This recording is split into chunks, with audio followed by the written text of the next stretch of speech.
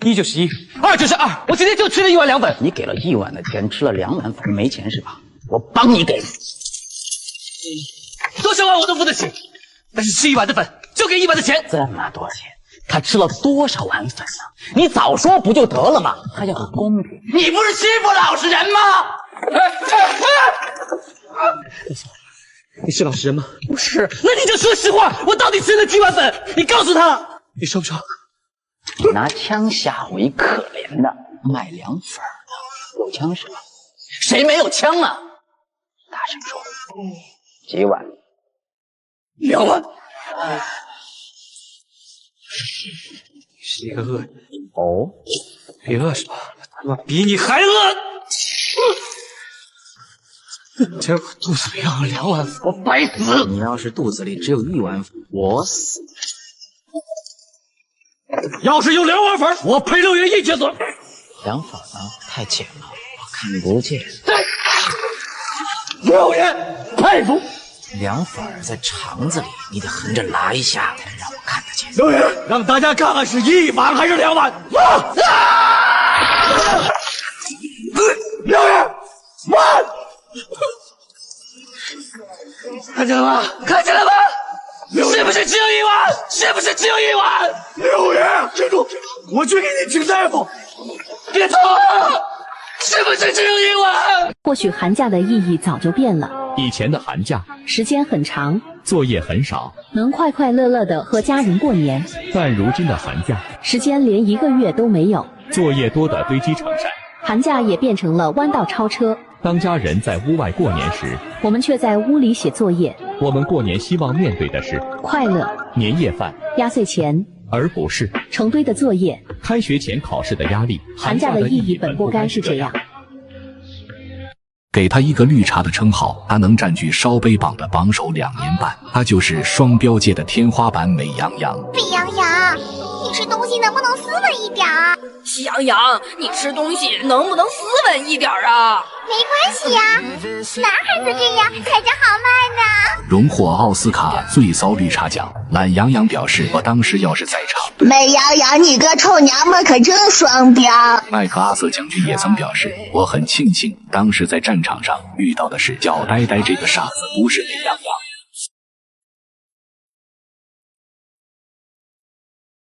你为何不避？因为不怕。为何不怕？无所吊威，我眼小，你却不做。做英雄是要付出代价的。吃啥？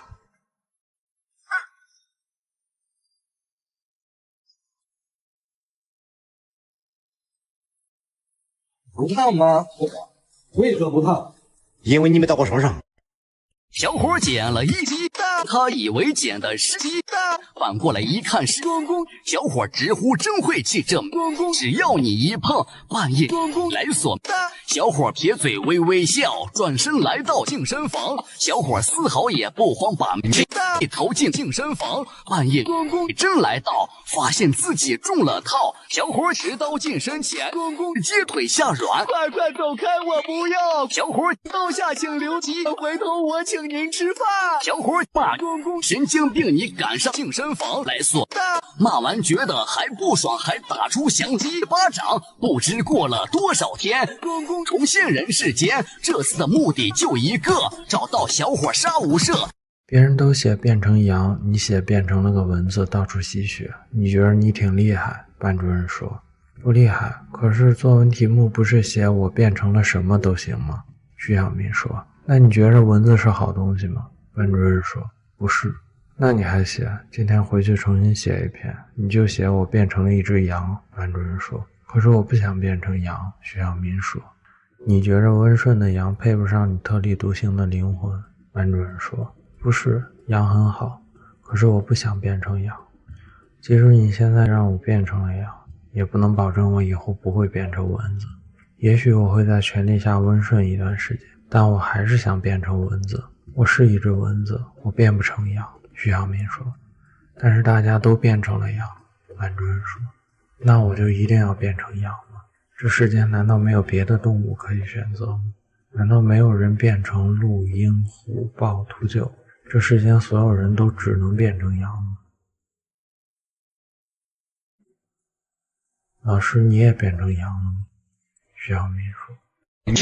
捡了一功德箱，他以为捡的是功德箱，反过来一看是美元箱，直呼真晦气！这美元箱，只要你一碰，半夜大佐来索命。小伙撇嘴微微笑，转身来到小日本，丝毫也不慌，把美元箱投进公共厕所箱。半夜大佐真来到，发现自己中了套，得知很上头，给厕所泼上1桶油，骂大佐神经病，你敢上厕所来索命？骂完觉得还不爽，还偷了大佐隔天此事就上新闻，首脑更是慌了神。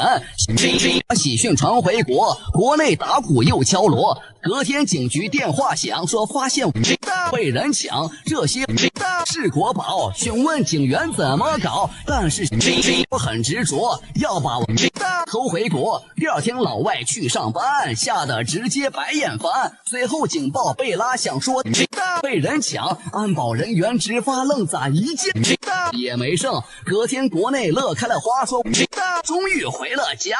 学生时期，老师最信任的同学。高中历史中的3省6部制学过吧？咱们班的班长现在权力太大，勾结各大课代表，利用职务之便逃课、漏作业，该整治。有些事我不好当面办，你经常往办公室跑，你是我最信任的学生。可是学生问心言微，怕服不了众啊。你拿着我的飞鱼壶，见壶如见本老师，去办吧。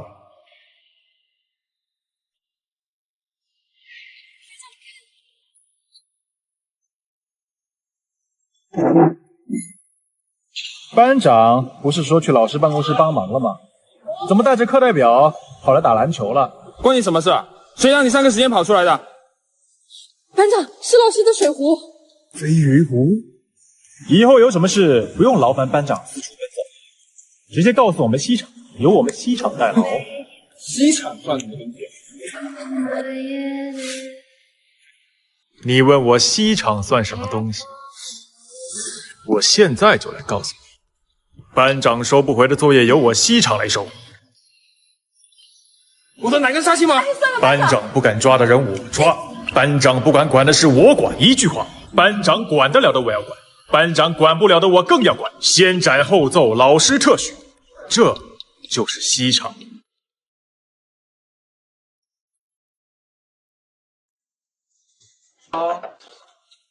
哎，你今天这么早哦？哦，对啊。那今天要不要来晚一点，角色扮演？好啊。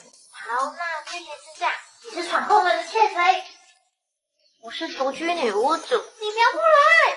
当你要得逞的时候，不要就是要，给我躺好，女人。会自己的男同事便跳出来解围。变态，住手！啊！哥们儿，能让我女朋友扇你俩大嘴巴子吗？刘大刚正在吃饭，一个男的坐下对他说：“为什么？”刘大刚很疑惑。我女朋友说你长得就让人很想打你，像她前男友。她越看你越来气，根本吃不下饭，想扇你俩大嘴巴子。男的接着说。刘德刚看见对面桌有个女人正在怒视自己，火腾一下就起来了。但看看眼前的男人，身高可能在1.85米以上，跳起来可能1.9米，火又下去了。那他不看我就行了吧？刘德刚选择以理服人。不行，他忍不住看你。他这个人比较任性，你帮个忙，这顿饭我请了。如果你不帮忙，我女朋友吃不好这顿饭，我会很生气。我一生气喜欢把人腿打断。男的眼神坚定，没有商量的余地。刘德刚怂了，但是嘴很硬。你的要求很无理，但是我欣赏你的坦诚，这个忙我帮定了。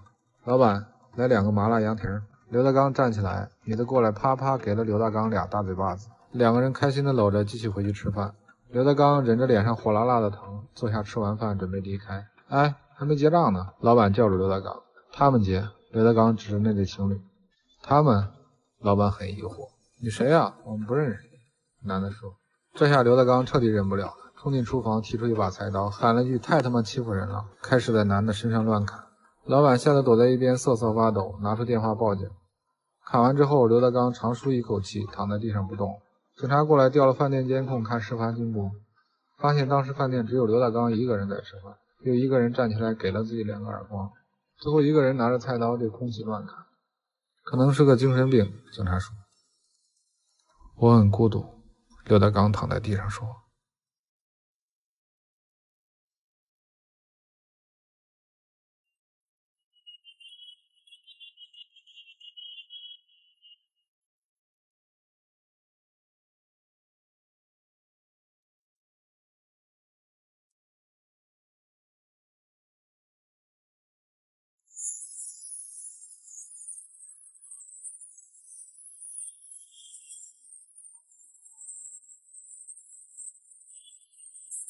糟糕糟糕 ！Oh my god！ 的魔法怎么失灵啦？这人说话怎么这么奇怪？苏密马塞，我老公有3蹦子综合症，说话必须3个字的往外蹦。那他能朗诵古诗吗？抽刀断，水水更，流流流。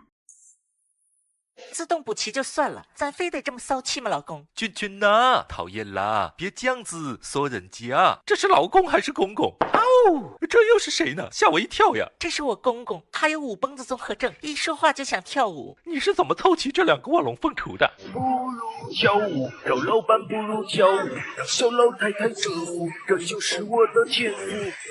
哦。哎呀爹，你来啦 ！Welcome， 么么哒！我的好大儿，咱俩要不要合作一首？必须的，这则必。拜拜，甜甜圈，珍珠奶茶方便，火锅鸡大米线，这一桌多少钱？哦。嘿 ，hello， hello。哦，你是想问刚刚在那边看到我，感觉我闺蜜旁边的我，蛮可爱的吗？那个洗手间在哪里？其实没什么感觉，反正这个世界上没有谁能够一直陪着谁，我不太需要。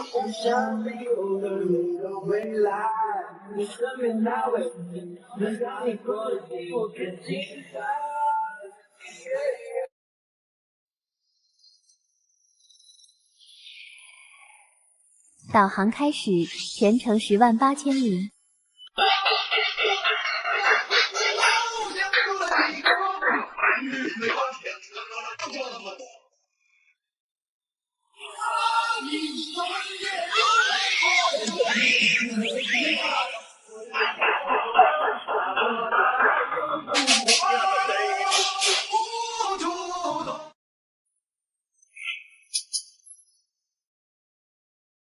导航开始，全程108000里。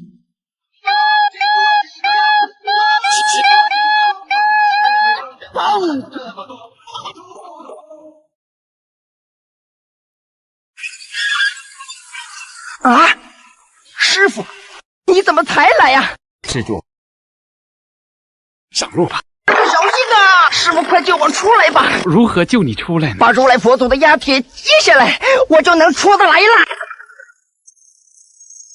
师傅，走远些，还远一些，再远一些，长辈困难哦。还远一些，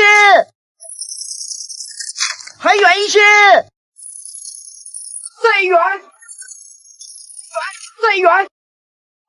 拜酒真经，经不可轻传，快将有字真经传与他。师傅，俺老孙出来了。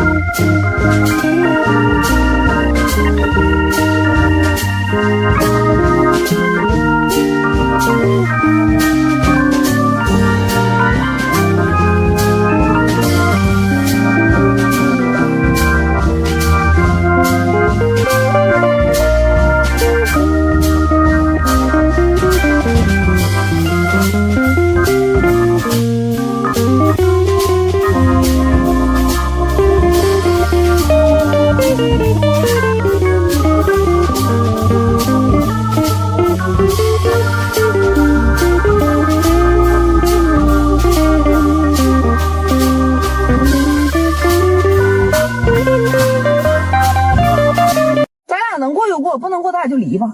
咋了？你家玻璃水花多少钱？你说玻璃水干啥呀？这花玻璃水干嘛搁这呢？你就赶紧跟我说，我都知道了。说300。你加个玻璃水，你给我花300。妈，你说了，加玻璃水花300。我没想到你能知道这个事儿，我再也不敢了。你咋不加800块钱玻璃水呢？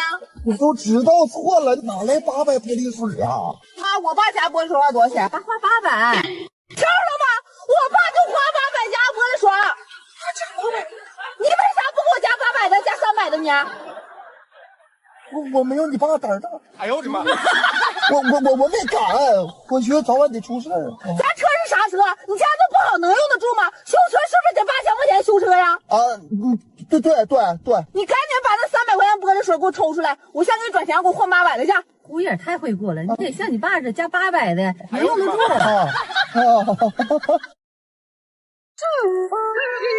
你自信多不快，怎么不早些把掉我花？你的说法别不知否该，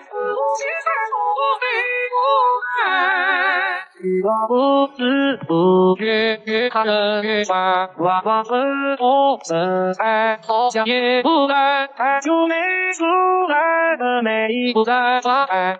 是这一回他变出一万青春胸到底恨不得解开，说好红尘不知他还能耍赖，你投降的到现在却搞明白，目的就是要勇敢出来，我情绪就在没出来，下状态操纵破坏，谢谢我不用刻意告白，请自己不别不爱，能不能想你的遇见，寂寞还是一步，去把爱说话，我自己比较别把它不平权，那就写下后一页。这个小伙想当兵，父母骂他太年轻，因为网上查3代，背景确实有点坏。爷爷曾是国民党，顶头上司是老蒋，爸爸曾是狗汉奸，被戳脊梁骂祖先。小伙身份更特殊，偷钱偷包偷母猪，但是小伙很执着，想用技术来报国。小伙确实有点狠，首先来到小日本，日本娘们是真不赖，就是说话有点怪。我说绿茶配青梅，他说哥哥亚麻得。日本长官叫大佐，死后全部放厕所。小伙得知很上头，给厕所泼上1桶油。日本汽油品质高，这火苗蹭蹭往上烧。隔天此事就上新闻，首脑更是慌了神。小伙把喜讯传回国，国内打鼓又敲锣。隔天警局电话响，说发现文物被人抢，这些文物是国宝。询问警员怎么搞，警员瞬间不高兴，以为遇见神经病，但是小伙很执着，要把文物偷回国。第二天老外去上班，吓得直接白眼翻。随后警报被拉响，说大英博物馆被人抢，安保人员直发愣，咋一件文物也没剩。隔天国内乐开了花，说文物终于回了家。我是大佐小打姐，爱吃日本巧克力。为什么感冒流蜂蜜？为什么小熊吃鼻涕？我家住在八嘎花园，我想八嘎幼儿园。为什么我们要过年？为什么过年贴多嘞？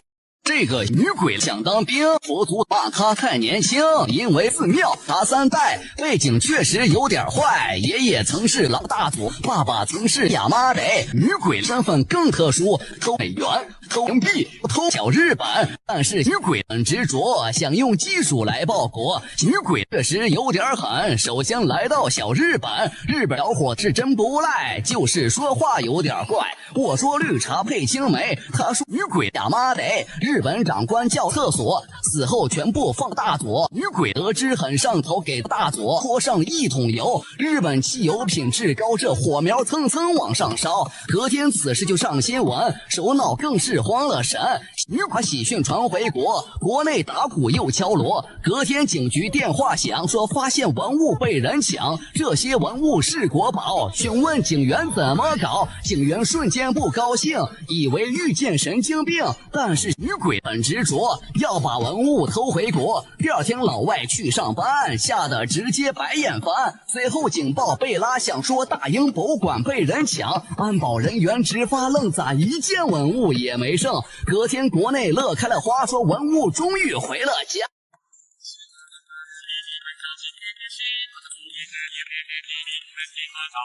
也许你我兄弟都不怕老天手也希望愿你同学都不写到不一起不留不低希望和往天都一起你不光输了可惜距离看似一起听那不一马迹把大手一卷往一句不知不觉一双手机看见你和我乐为两个不能看到只是听你忘掉我自己我也有这是该为你到为你梦幻斗地，三世的游戏，总有我们的电脑手机啊，梦想伴着氧气，一人一万个。学科手都知道一天到办公室里，写到几个数没系的同学不可和解析，回到教室听听课文砸到身旁，论也是考试一模一解同学都比我高低。我算看透你们这些专一挂着游戏，实际上他不希望结束没戏是单着口戏。其实偷偷的全部告诉你，暗下决心，我也要耍起小丑不懂机智就你。家务是些深夜的呼吸，怎么睡得到你这个年纪？我得说两句，海鸥子，不要再叫了。从今，we back here。这个小伙一睁眼，直接吓得一声喊：“怎么下面有点凉？”原来穿越到净身房，手脚被绑难移动，叫破喉咙也没用。太监劝他别挣扎，一定给你快点嘎！一瓢热水泼小鸡，小伙直呼麻麦批。太监持刀近身前，刀子一落就要完，巨鸡留人入宫门，从此就是宫里人。小伙闻言惊声叫：“快快走开，我不要！公公刀下请留蛋，回头我请您吃饭。”太监劝小伙别发狂，进公公比饿死强，只要挨过这一刀，不白貌美绝对骚，洒家丑你体子好，以后宫女少不了。时间来到2天后，宫女见他猛挑逗，看着还像男子汉，可惜却被嘎了蛋，但是这也无所谓，我们可以做姐妹。说罢直接上了手，吓得小伙赶紧走。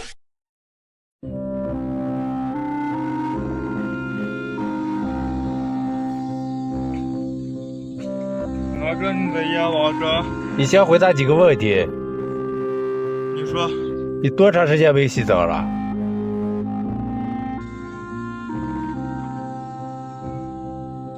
比基尼好看不好看？回答正确。张家口有没有外星人？抽烟有害健康。回答正确。他这种答案要是也能拿烟的话，那我不拍了，我不拍了，你们俩拍吧。啊，我不敢苟同他的观点啊。那你说？我个人认为这个意大利面就应该拌42号混凝土，因为这个螺丝钉的长度它很容易会直接影响到挖掘机的扭矩，你知道吧？你往里砸的时候，一瞬间它就会产生大量的高能蛋白，俗称 UFO， 会严重影响经济的发展。甚至对这个太平洋以及充电器都会造成一定的核污染，你知道吧？啊！再者说，根据这个勾股定理，你可以很容易的推断出，人工饲养的冬条阴鸡，它是可以捕获野生的三角函数的。所以说，你不管这个秦始皇的切面是否具有放射性，啊，特朗普的 N4 方是否含有沉淀物，都不影响这个沃尔玛。跟这个维尔康在南极会合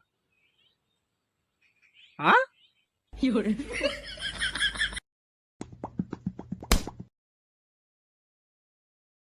不用笑，你刚才你承不承认你打他屁股一下？等会儿承认啊。你承不承认？承认啊。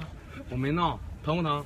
不疼，我就打抱不平，你疼不疼？你说实话。我们俩是有玩的，玩也不行，你是不是打他屁股一下？我问你是或者不是？是啊。那你打我一下呗。来，哎，谢谢啊。本人男，28岁，1米59，工资2800，初中没毕业，喝酒抽烟样样精通。现在想找一个本科以上学历，年轻貌美，身高1米7，月薪30万以上，要有房有车，每月给我5万零花钱，给我父母3万生活费，给我弟100万买婚房，结婚后工资给我管，有意者联系，非诚勿扰。小伙捡了1沓钱，他以为捡的是美元，反过来一看是冥币。小伙直呼真晦气，这冥币只要你一碰，半夜女鬼来索命。小伙撇嘴微微笑，转身来到一寺庙。小伙丝毫也不慌，把冥币投进功德箱。半夜女鬼真来到，发现自己中了套。寺庙佛像金光闪，女鬼直接腿下软，佛祖打出5连鞭，打得女鬼直冒烟。佛骂女鬼神经病，你敢上寺庙来索命？骂完觉得还不爽，还打出降龙18掌。不知过了多少天，女鬼重现人世间。这次的目的就一个，找到小伙杀无赦。小伙也是很鸡贼，知道自己要倒霉，于是掏出新手机，打开了美团 APP。女鬼不知已上当，变成外卖小哥的模样，顺着地址找上门，却直接吓得丢了魂。外卖地址是茅山，里面全部是上仙。上仙说女鬼太猖狂，敢来茅山耍流氓，于是掏出桃木剑，一路火花带闪电。不知过了多少天，女鬼再现人世间。这次女鬼变小心，直接录了一段音。这段录音很诡异，一听立马就嗝屁。谁知小伙他不上当，把录音上传到网上。接下来操作有点狠，把录音转发到日本。隔天此事就上新闻，整个岛国变成了坟。阎王此时也慌了神，咋死的全是日本人？女鬼捡了1沓钱，他以为捡的是冥币，反过来一看是美元。女鬼直呼真晦气，这美元只要你一碰，半夜小伙来索命。女鬼撇嘴微微笑，转身来到一地府。女鬼丝毫也不慌，把美元投进阎罗王江。半夜小伙真来到，发现自己中了套。地府阎罗王金光闪，小伙直接腿下软。阎罗王打出5连鞭，打得小伙直冒烟。阎罗王骂小伙神经病，你敢上地府来索命？骂完觉得还不爽，还打出降龙18掌。不知过了多少天，小伙被重现人世间。这次的目的就一个，找到女鬼杀无赦。佛像捡了一人，他以为捡的是小伙，反过来一看是女鬼。佛像直呼真晦气，这女鬼只要你一碰，半夜功德来索命。佛像撇嘴微微笑，转身来到一寺庙。佛像丝毫也不慌，把女鬼投进美元箱。半夜功德真来到，发现自己中了套。寺庙冥币金光闪，功德直接腿下软。冥币打出5连鞭，打的功德直冒烟。冥币打功德神经病，你敢上寺庙来索命？骂完觉得还不爽，还打出降龙18掌。不知过了多少天，功德重现世间。这次的目的就一个，找到佛像杀无赦。1沓钱捡了小伙，他以为捡的是小伙，反过来一看是女鬼的。女鬼只要你一碰，半夜冥币来索命。1沓钱撇嘴微微笑，转身来到一寺庙。1沓钱丝毫也不慌，把女鬼投进功德箱。半夜冥币来到，发现自己中了套。寺庙佛像金光闪，冥币直接腿下软。佛祖打出5连鞭，打冥币冒烟。佛骂冥币精病，你敢上寺庙来索命？骂完觉得还不爽，还打出降龙18掌。不知过了多少天，冥币重现人世间。这次的目的就一个，找到1沓钱杀无赦。小伙捡了女鬼，他以为捡的是女鬼，反过来一看是阎王。小伙直呼真晦气，这阎王只要你一碰，半夜来索命。小伙撇嘴微微笑，转身来到一寺庙，小伙丝毫也不慌，把阎王投进功德箱。半夜真来到，发现自己中了套，寺庙佛像金光闪，直接腿下软，佛祖打出5连鞭，打得直冒烟。佛骂人精病，你赶上寺庙来索命，骂完觉得还不爽，还打出响18掌，不知过了多少天，重现人世间。这次的目的就一个，找到小伙杀无赦。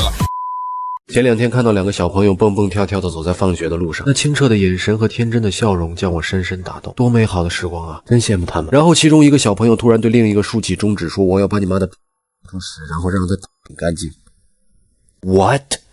另一个小朋友用一个尺度和结构差不多的句子回敬了这个小孩，2个人继续蹦蹦跳跳的走。Jesus fucking Christ！ 这2个人在干什么呀？这他妈是什么对话？你还戴着小黄帽啊哥！我突然觉得我跟朋友之间的嘴臭或者聊骚，在他们2个面前显得像是2个弱智儿童在过家家。实不相瞒，我在他们这个年纪还是一边用袖子擦鼻涕，一边到处找人互相摸吉儿的唇笔。对于这方面的了解，绝大多数来自换装小游戏。有一年被同学邀请到家里去看他爸藏起来的攒劲的光盘，说真的，我只看了一眼光盘封面上穿的避重就轻的大姐姐，我就被吓到。我他妈第一次见这么大的伤口，差点给我吓尿了裤啊！然后朋友看我的脸色不对，就换了一部放给我看。坦率的讲，我是当恐怖片看完的。那起起伏伏的惨叫，着实是把我吓得不轻。我在很长的时间里都认为这是某种残酷的刑罚才会搞得姐姐这么痛苦。这男的是真畜生，我也是他妈真傻逼。但是这2个后生仔会不会就太离谱了一点？这是看宝宝巴士长大的孩子吗？专家们已经把各种会或者有可能会对儿童产生不良影响的动画片删减的删减，下架的下架。你现在跟我说你要把他妈的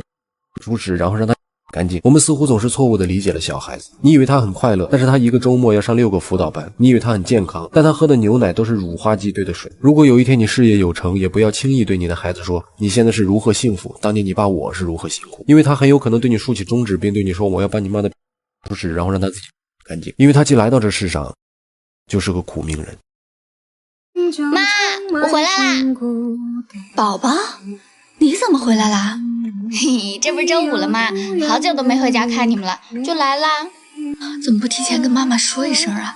干嘛要提前打招呼啊？这不是给你个惊喜吗？怎么，难道你就不想见到你最可爱孝顺的大闺女吗？我都没做菜，本来想着把中午的菜热热呢。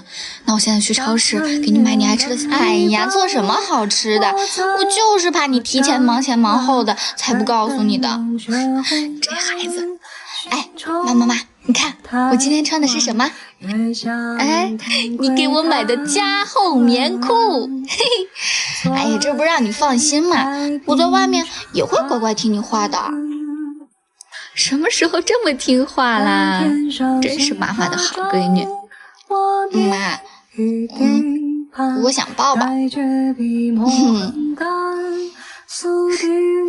真是长大了，以后就算妈妈不在你身边，也能放心了。妈妈，我想跟你说对不起，我还没有男朋友，还没成家，让你操心了。还有，对不起，我之前老是因为工作忙，不爱回家看你，就算回了家，还一股脑的跑出去找朋友玩。还有，对不起，我总是理所应当的不回你的消息。傻孩子，不用跟妈妈说对不起。感情的事儿呢，要看缘分。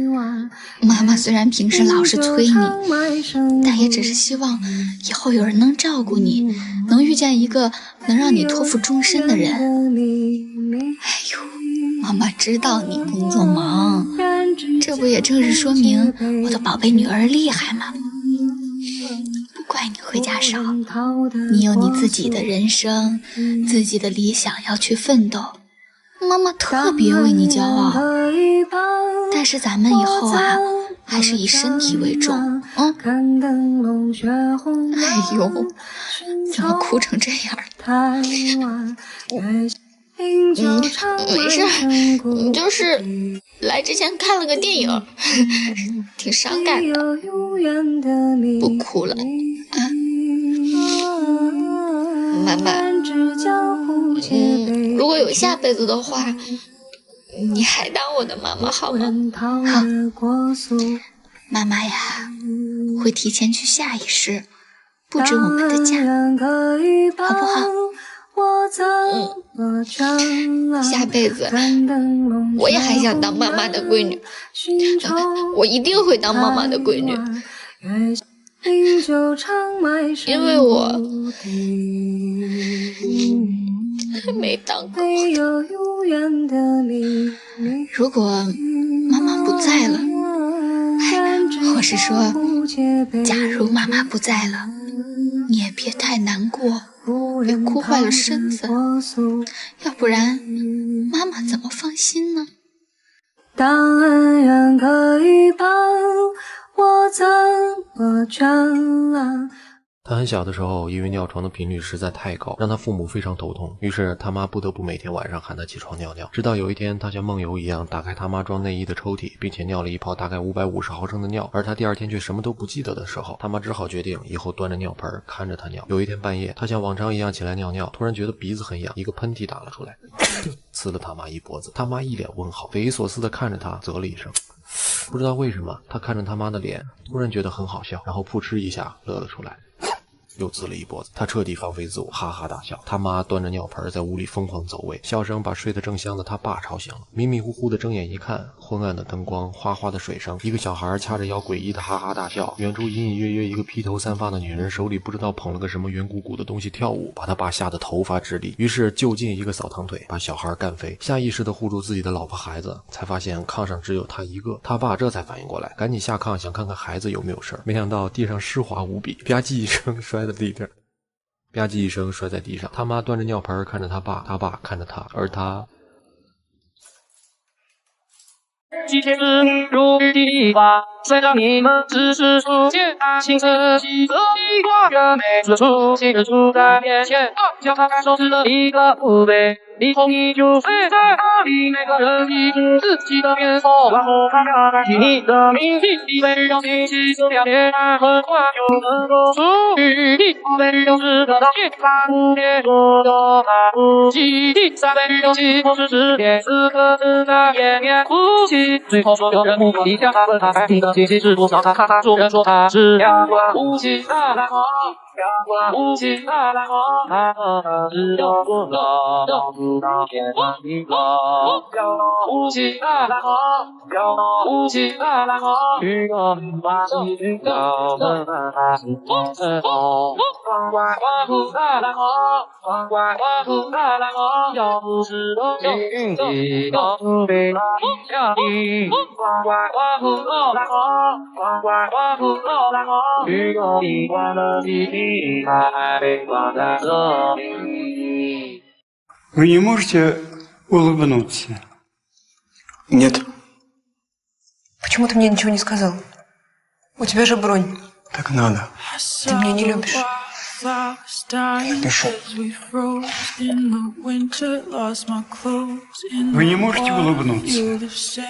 Нет. Я тебе запрещаю! Война, папа. Ты же женщина. Я окончила курсы медсестер. Ты же у меня одна. Именно поэтому.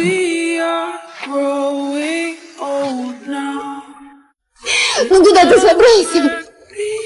Ты же старик. Ты слышала?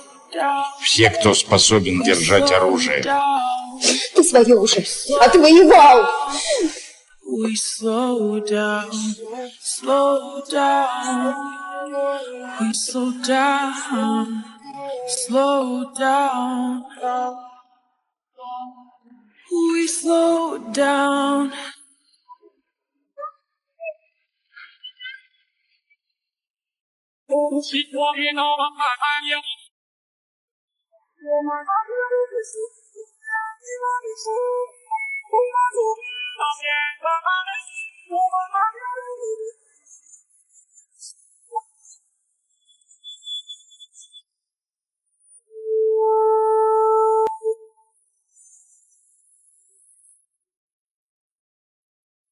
他也不把个心为烦，他也是个有事为完，他也不个别一过手艺，他也贤良皮肤表。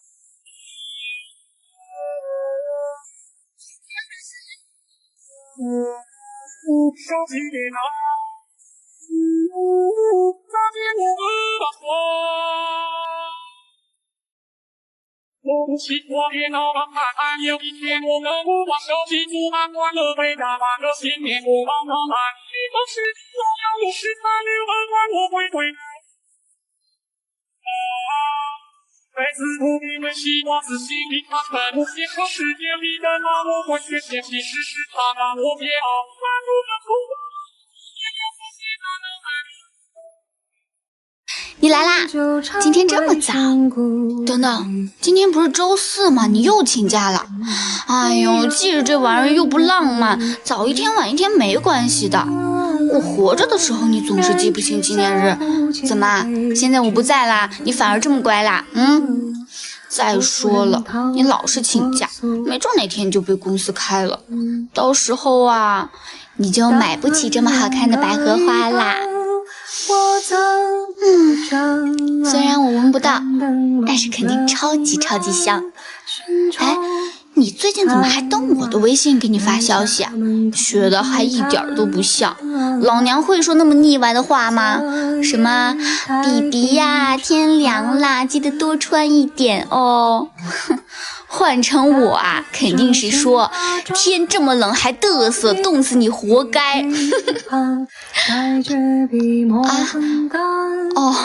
光顾着跟你说话了，都没发现旁边还有人呢。哟，交新女朋友啦？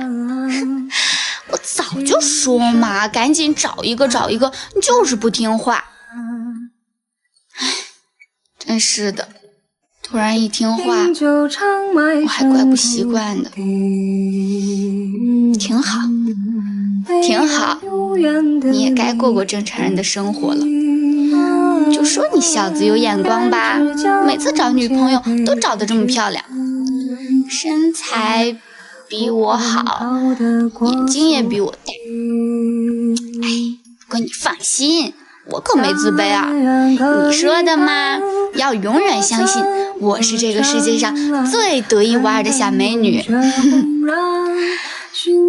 好啦，走吧，以后都别来了。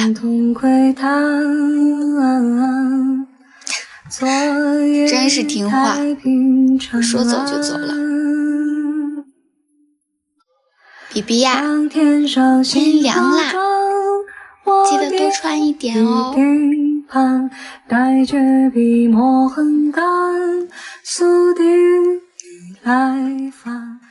我居然在公共澡堂窜稀了。事情是这样的，今天在家吹着空调追着剧，不知不觉半个西瓜全被我吃了。准备去澡堂搓个澡，于是我拎着一兜洗漱用品就出发了。路上突然感觉肚子隐隐作痛，我觉得可能是吃太撑了，就没在意。进入澡堂后，拧开浴头阀门，哗的一下，滚烫的热水给我脚一激灵，这温度，上一个人是来拔毛的吗？肚子也有点兜不住了，伴随着肚子的翻腾，我浑身鸡皮疙瘩全起来了。此时我意识到，刚刚肚子的翻腾不是撑的，是吃坏肚子了。这时卫生间还有人，为了给肚子争取点时间，我试探性的想排泄一点气体出去，固体释放一点空间，但是我忘记了气体固体之间还有个东西叫液体。我拉稀了，伴随着澡堂的热气，恶臭瞬间弥漫了整个隔间。这一刻，我感觉我捍卫了20几年的尊严被一个屁全崩没了。还没等我缓过来，接下来根本不是我可以控制住的，犹如龙卷风般袭来，两腿别夹着已经丧失了行动能力。怎么办？除了光溜溜的自己，就只剩下了装洗漱用品的兜。我当机立断，准备拉在兜里，可兜是透明的，这到底该咋带去啊？情急之下，我把浴帽垫在了兜里，这样就天衣无缝了，尽情地开始了释放。外面议论纷纷，说澡堂咋这臭，我赶紧拎着纳豆生化武器，强装镇定的走了出去。出澡堂后，我就想快速找个垃圾桶扔了。我的脚从拖鞋里一个出溜给出去了，这都生化武器被我压迫了，恶臭扑面袭来。这时，马路上的人群朝我投来嫌弃的目光。不说了，我现在只想找个地缝钻进去。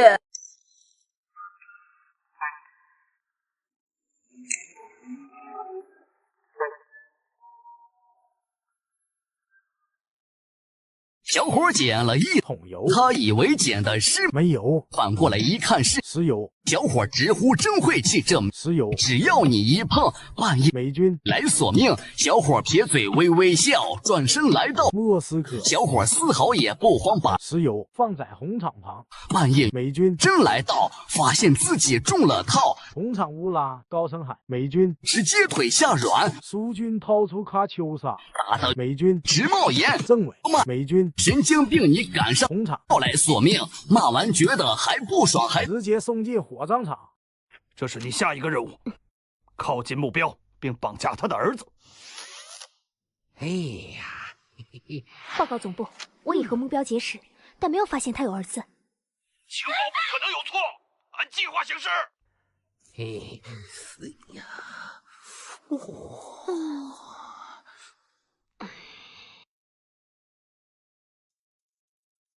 报告，顺利完成任务。我现在1个月6000块钱，要还3000多的房贷，要养一个上幼儿园的娃和一个吃奶的娃。我老婆要照顾2个孩子，不能上班，每个月感觉钱不太够花，感觉对不起他们娘伤，陪我过苦日子。所以朋友们，我想问一下，我这种情况可不可以去洗脚？来盲点，点多少钱给你转多少钱。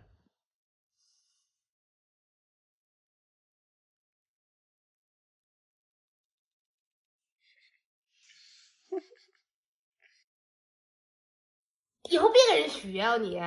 有钱吗你呀？刚我点几块？8块。8块你都没有，啥档次？你跟人拍一样视频，你上厕所买卷纸你都费劲，滚！8块钱买你命啊都！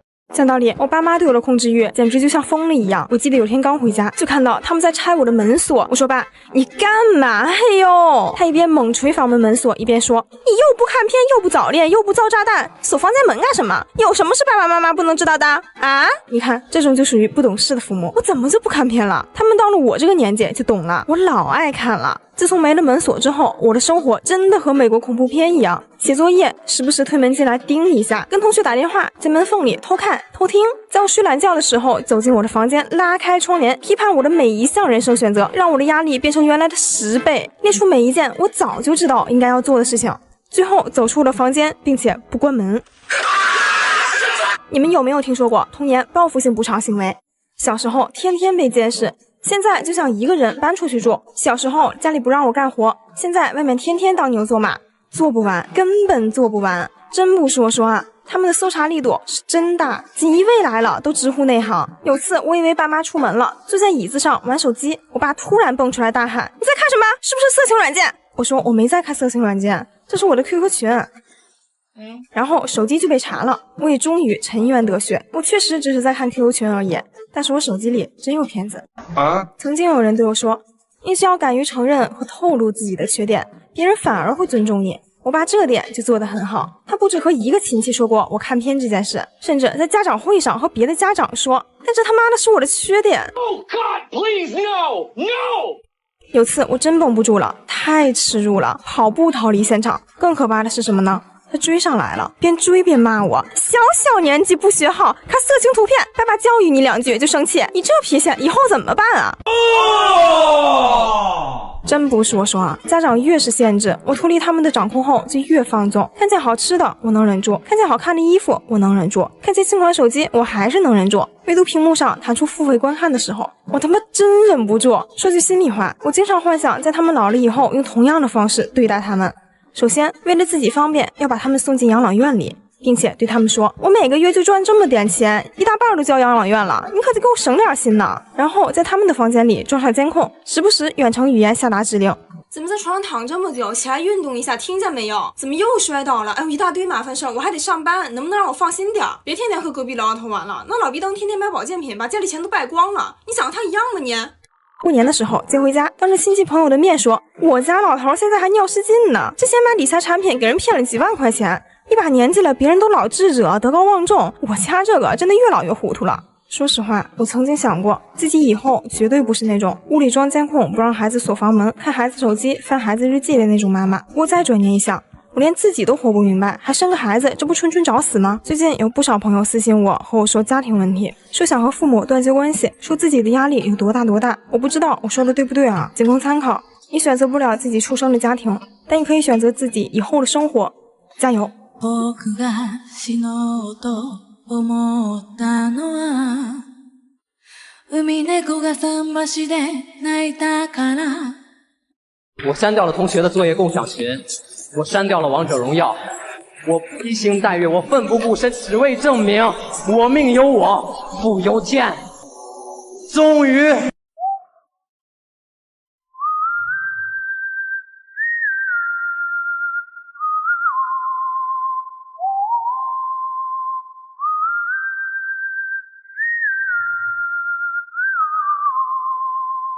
不知过了多少天，美军重现人世间。这次的目的就一个，找到小伙杀无赦。小伙也是很鸡贼，连夜跑路去柏林，于是掏出旧手机，打开了军火 APP。美军不知以上当兵中中间上的模样，顺着地址找上门，却直接吓得丢了魂。外卖地址是我会里面住着一老西。老西说美军太猖狂，敢来我会耍流氓，于是派出党卫军，直接送美军见星君。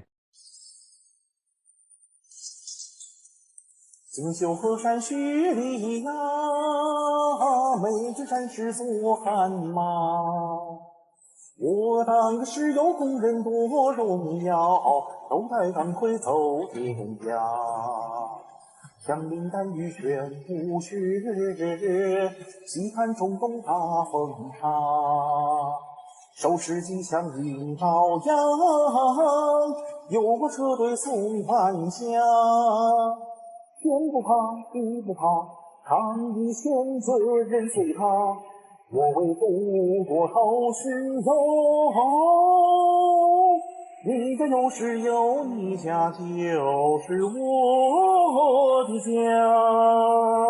学校的一天 be like。 上语文课了，我好想死；上数学课了，我好想死；上英语课了，我好想死；上电脑课了，上体育课了，体育课大家要跑圈，我好想死；今天食堂中午的菜是五仁月饼炒带皮牛蛙，我好想死；厕所停水了，我好想死；放学了，放学之前先留个作业，我好想死。什么是真正的杠精？谢谢啊，给个5星好评啊！好嘞，好嘞。哎，停着停着，咋了哥们儿？我们小区不让外卖进去啊！我不是外卖员，不是外卖员，你拿外卖？这是我在外面刚取的，取的啥？外卖啊！我再说一遍，我们这不让外卖进去。我再说一遍，这外卖是我自己取的，取的啥？外卖啊！啊，我们这不让外卖进去。你跟我这儿卡 bug 呢？哎，你咋知道我有 bug 呢？我是这儿的业主，你凭什么不让我进去？啊，业主让进啊！那你让开啊！那你手里拿的啥？外卖。我们这儿不让外卖进去啊。那好，你就当我现在拿的不是外卖 ，OK？ 那你拿的是啥？你管他是啥，业主拿啥还得跟你汇报。可你拿的像是外卖呀。好好，那我拿的是快递，好吗？这是我在网上订的快递。那快递箱子呢？扔了。那这不像快递啊！不是你甭管它像不像，现在的情况就是一个普通业主拿着一个普通的快递，就想普普通通的进去，行不行？不行。凭啥不行啊？我们这快递也不让进。怎么了这是？他不让我进，张经理，这人非要往小区里送外卖。我不是外卖员。你是这儿的业主吗？是。那你快让人进去啊！进不去，为啥？本小区禁止外卖入内。好，现在这条规矩没有了，外卖可以进了，可以了吗？哎，停着停着，你还要干啥？外卖不是能进了吗？你刚说你拿的是快递。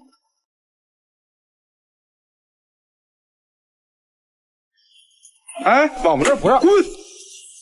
门已开启。哎呦，把门打开！门已开启。不同国家表白败去中国。我开玩笑的，你不会当真了吧？啊，这什么呀？考员卡。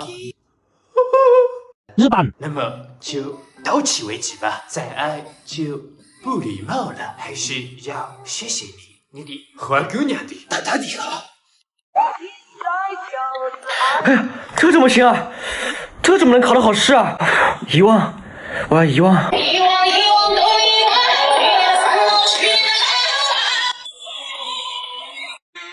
今天有点帅，逛了几条街，闯了一排，打了一排，花了几百块，妻子来到光明怪，把翅膀一卖，现在去吧，心不快。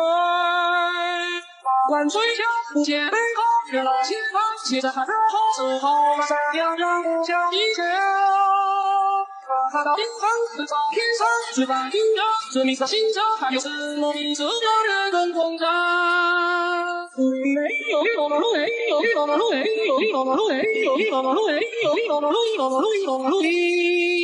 是谁没在背高低？长亭里三斜长相相都不易，这里看富人飞天，其实最安全。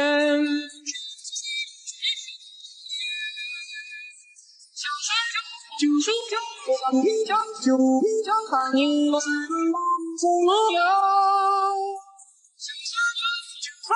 我想地方，旧的地方，还有什么这让人更通畅？